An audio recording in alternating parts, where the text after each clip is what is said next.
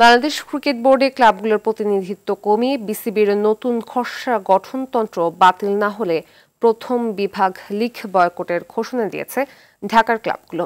ফলে সোমবার থেকে প্রথম বিভাগ লীগ ক্রিকেট শুরু হওয়ার কথা থাকলেও তা স্থগিত করতে হয়েছে। ক্লাবগুলোর প্রতিনিধিরা শনিবার বিকেলে বিসিবিতে সভাপতি ফারুক আহমেদের সাথে দেখা করে গঠনতন্ত্র সংশোধন কমিটি বাতিলেরও দাবি জানান। আর জানাচ্ছেন আতিকুল ইসলাম শাকিল।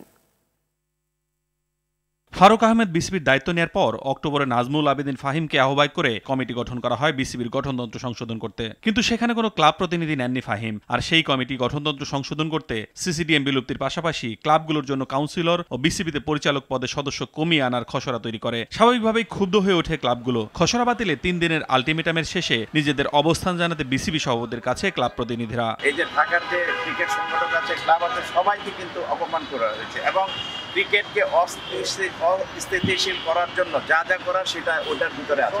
আমরা স্পষ্ট দাবি করেছি যে এই অ্যামেন্ডমেন্ট যেটা করা হয়েছে এটা বাতিল করতে হবে ইমিডিয়েট। ক্লাব প্রতিনিধিদের কাছে 5 দিনের সময় চেয়েছেন বিসিবি সভাপতি। তবে দাবি পূরণ না হওয়া পর্যন্ত ক্লাবগুলো মাঠে ফিরবে না বলে সাফ জানিয়ে দিয়েছে। উনি আমাদেরকে আশ্বস্ত করেছেন যে বোর্ড খুব শীঘ্রই বোর্ড মিটিং দিবেন, অথবা 2-1 দিনের মধ্যে।